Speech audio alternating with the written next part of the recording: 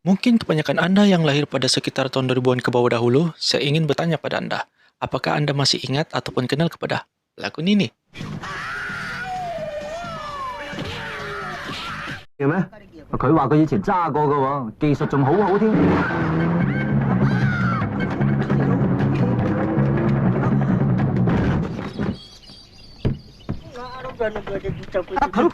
Dengan perwatakan lakonan dan lagat komedinya yang penuh aksi dan mencuit hati, sudah pasti sesiapa yang menontonnya akan tertawa ataupun tergelak besar. Menjadi antara watak utama di dalam sebuah film sehingga mencapai kutipan box office, nama beliau terus mula dikenali di seluruh dunia. Tetapi persoalannya, berapakah bayaran yang sang pelakon ini terima? Adakah dia menerima bayaran yang setimpal ataupun sesuatu yang tidak masuk akal? Jadi cerita kita pada kali ini ialah kita akan cek satu persatu dulu tentang latar belakang dan kisah perjalanan hidup sang pelakon ini. Jadi teruskan menonton. Dilahirkan pada sekitar tahun 1944 di kawasan Gurun Kalahari, negara Namibia. Jihau terkena koma ataupun lebih dikenali sebagai nama Niksau.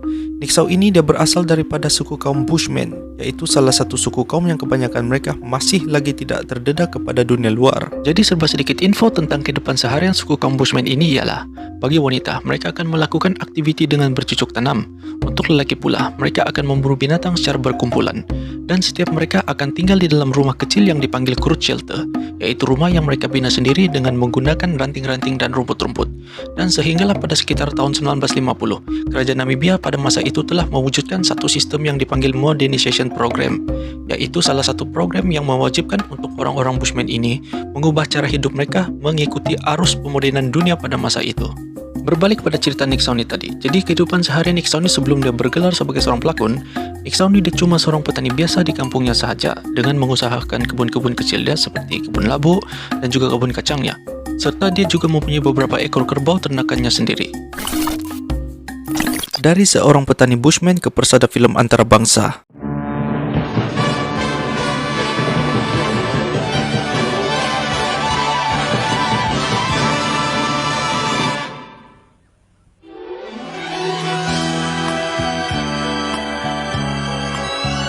Film The God Must Be Crazy yang telah diterbitkan pada tahun 1980 adalah titik mula melonjakkan nama Niksau di persada film antarabangsa, di mana Niksau telah diberikan peranan sebagai antara watak utama di dalam film tersebut.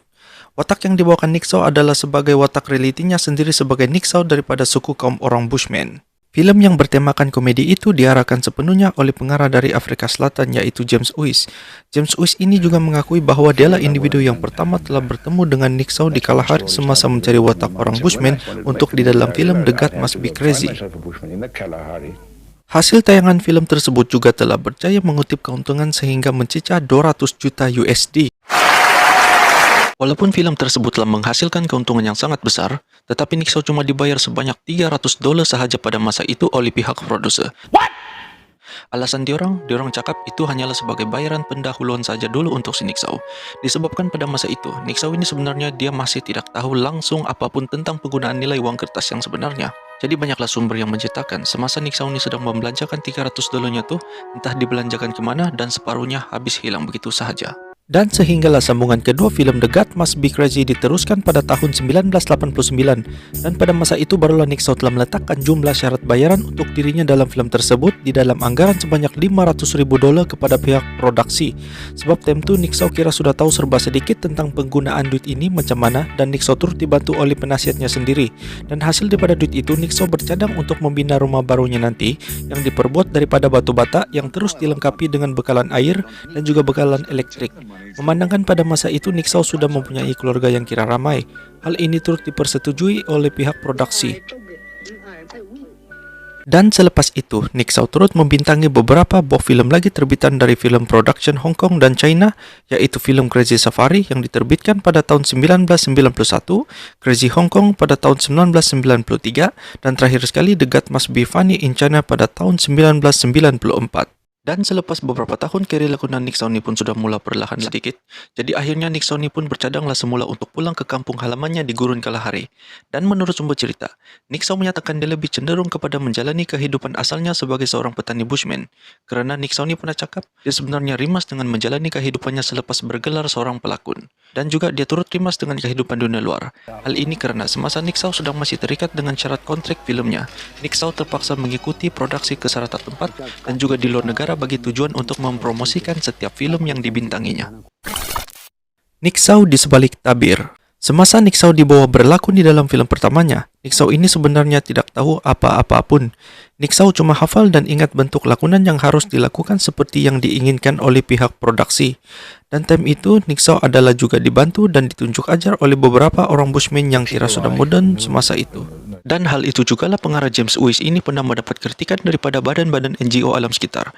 Disebabkan oleh kerana James Uys sudah membawa Nick Sau keluar daripada kehidupan naturality Nick Sau sebagai orang bushman. Jadi James Uys ini pun dia backup balik untuk diri dia. Dia cakap orang bushman ini sebenarnya memang sudah mempunyai bakat semula jadi sebagai seorang pemain wayang dan juga penghibur. Jadi semenjak Nick Sau ni kembali menjalani kehidupannya semula di kampung, dia telah mengusahakan kembali kebun labu dan juga kebun kacangnya. Walaupun kebun Nick Sau ni tidaklah sebesar mana, tetapi Nick Sau mempunyai lembu ternakan sebanyak 20 ekor. Menurut cerita orang kampung, Nick Sau ni sebenarnya mampu lagi untuk membeli lebih daripada 20 ekor lembu. Tetapi untuk pengetahuan kamu, Nick Sau ni dia cuma boleh kira daripada angka 1 sehingga ke angka nombor 20 sahaja. Dan juga Nick Sau mempunyai sebuah kenderaan, tetapi Nick Sau ni dia tidak pernahlah untuk belajar memandu kereta dia sendiri. Jadi dia akan mengubah seseorang yang tahu memandu bila dia perlu untuk menggunakan keretanya sahaja. Walaupun Nick Sau hidup di dalam kesederhanaan, tetapi Nick Sau mempunyai 3 orang isteri dengan dikurniakan anak seramai 6 orang. Pada tanggal 2 Julai 2003, jasad Nick Sau ditemukan terbaring dan tidak sadarkan diri di kawasan belukar oleh keluarganya sendiri. Nick Sau keluar pada hari sebelumnya adalah untuk memburu dan mencari kayu. Dan pada tarikh 5 Julai 2003, hasil daripada bedah siasat pakar forensik mengeluarkan kenyataan Nick Sau meninggal adalah disebabkan oleh penyakit tuberkulosis yang dialaminya dan juga dikenali di kalangan kita sebagai batu kering ataupun TB. Akhirnya, jasad Nick Sau telah pun dikebumikan pada tanggal 12 Julai 2003 bersebelahan di antara kuburan istri keduanya dan juga kuburan anaknya yang pertama. Dan juga sehingga kini tiada sumber sahih yang dapat mengesahkan berapa sebenarnya umur Nick Sau ni ketika di akhir ayatnya, sama ada 58 tahun ataupun 59 tahun. Bahkan Nick Sau ini sendiri pun dia tidak pasti berapa umurnya yang sebenarnya. Oke, jadi itu sajalah kisah yang boleh saya kongsikan pada kamu untuk video saya pada kali ini. Jadi jangan lupa tinggalkan komen kamu di ruangan komen untuk video saya yang pertama ini nanti. Oke? Dan jangan lupa tekan butang like dan paling penting tekan butang subscribe. Sebab insyaAllah selepas ini akan ada banyak lagi kisah-kisah yang mungkin boleh saya kongsikan pada kamu di next video-video saya yang akan datang nanti. So, jangan lupa kita akan berjumpa lagi di the next video yang seterusnya. Selamat.